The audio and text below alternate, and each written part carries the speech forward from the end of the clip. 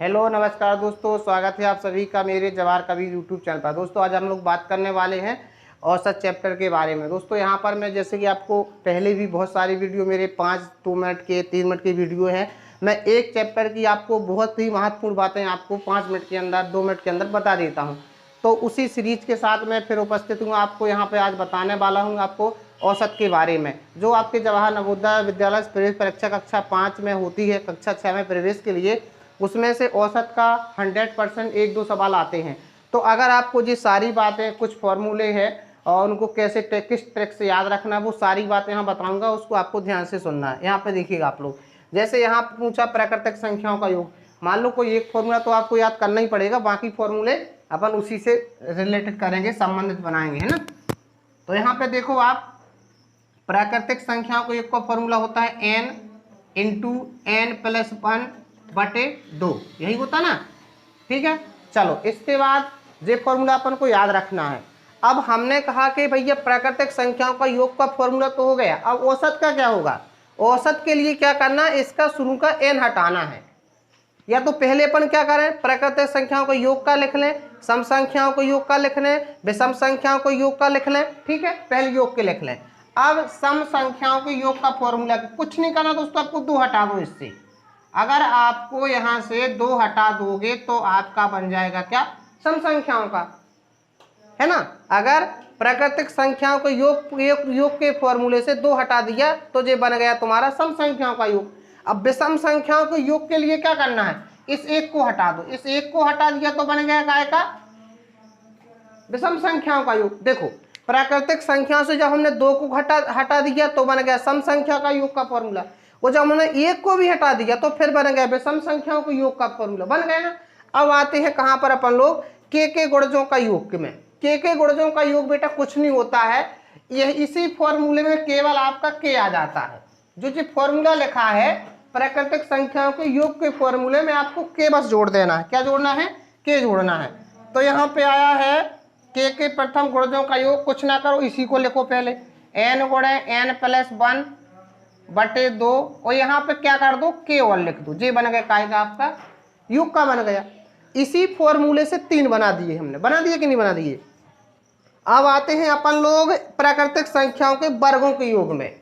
वर्गों के योग में भी कुछ नहीं करना है आपको, पता है क्या करना है, वर्गों के योग में भी आपको बेटा क्या करना है, यहाँ पर एक चीज जोड़ना है। क्या जोड़ना है, देखो पहले तो इसको लिखना ही लिखना है, वर्गों का योग n इंटू n प्लस 1, ये तो लिखना ही लिखना है। इसके साथ में गुणे में आपको 2n प्लस 1 जोड़ना है, और 2 की जगह बटे में 2 है, सो यहाँ पर 6 कर देना है, बस हो गया। इसी में हमने क्या किया, 2n प्लस 1 जोड़ दिया और 2 की जगह 6 कर दिया, ये बन गया तुम्हारा प्राकृतिक संख्याओं के वर्गों के योग का फॉर्मूला। अब बात करते हैं प्राकृतिक संख्याओं के वर्गों को, अच्छा जी बाद में करेंगे अपन। इसको देखो अब तुम, एक बहुत महत्वपूर्ण फॉर्मूला जो सबको पता ही होना चाहिए, औसत बराबर क्या होता है। औसत बराबर होता है तुम्हारा आंकड़ों का योग और बटे आंकड़ों की संख्या, ये होता है आपका औसत का नॉर्मल फॉर्मूला, जो सबको पता होना चाहिए। अच्छा योग बराबर क्या होगा, यहीं से तो योग बराबर बन जाएगा। योग बराबर करना तो इसका इसमें गुणा कर दो, पक्षांतर भाग का गुणा मिल जाएगा, तो जाएगा औसत गुणे आंकड़े। योग फॉर्मूला होता है योग का औसत गुणे आंकड़े। ये फॉर्मूला बड़ा इंपॉर्टेंट है, आपको परीक्षा में ध्यान रखना है। ये फॉर्मूला बहुत जगह सवाल में यूज होता है, आधे से ज्यादा सवाल में इस फॉर्मूले का उपयोग है, ठीक है। तो योग बराबर औसत गुणे आंकड़े। दोस्तों यहाँ पे अपन ने नॉर्मल योग के फॉर्मूले देखे हैं, ठीक है, और अपन ने जो सिंपल से अपने औसत के फॉर्मूले थे वो देखे अपन ने। अब रही बात कि प्राकृतिक संख्याओं के औसत क्या होता है ना, प्राकृतिक विषम संख्याओं का औसत क्या होता है, प्राकृतिक सम संख्याओं का औसत क्या होता है, गुणजों का औसत क्या होता है। कुछ नहीं करना, अगर तुम्हें योग के फॉर्मूले याद हैं तो औसत के भी याद है, n हटाना है। सब किसी भी संख्याओं का औसत का पूछे तो उसके जोड़ के में से n हटाना है। जैसे प्राकृतिक संख्याओं का योग जो है औसत पूछा तो n हटा दो, n हटाओगे तो क्या बचेगा, n प्लस 1/2, जे बन गया औसत का, है ना। जिस सम संख्याओं के योग का जे है, इससे पहला n हटा दो तो n प्लस बन गया जे योग औसत का। इस विषम संख्या के योग से एक n हटा दो तो जी बन गया n बचा औसत का। यहाँ गुणजों के योग में से n हटा दो तो बन जाएगा k गुणे n प्लस 1, बटे 2 बन जाएगा जे काय का औसत का। इसी प्रकार इससे वर्गों के योग में से n हटा दो पहला जे वाला, जे बाकी जो कहता हूँ n+1 इंटू 2n+1 और बटे में 6 लिख दो, जे बन गया औसत का। बन गया ना।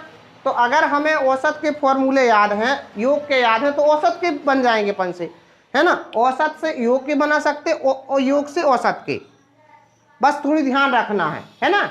और अगर आप लोगों को वीडियो पसंद आया हो तो अपने दोस्तों में शेयर जरूर किया करो। आप लोग शेयर नहीं करते, और अगर वीडियो अच्छा लगा तो लाइक तो करना ही है, ठीक है। और दोस्तों के साथ शेयर करना बिल्कुल ना भूलें। और जो लोग कक्षा 8 में समय पढ़ रहे हैं वो सभी बच्चे नवोदय का फॉर्म भरें कक्षा 9 में प्रवेश के लिए, और उसकी लास्ट डेट अभी आपकी 31 अक्टूबर है, और आपका पेपर 10 फरवरी को होने वाला, ठीक है ना। तो अगर सूचना अच्छी लगी हो तो वीडियो को सब्सक्राइब करें। इस तरीके के और भी वीडियो अगर देखना चाहते और अपने तक सबसे पहले वीडियो आप चाहते हैं तो सब्सक्राइब करना बिल्कुल ना भूलें।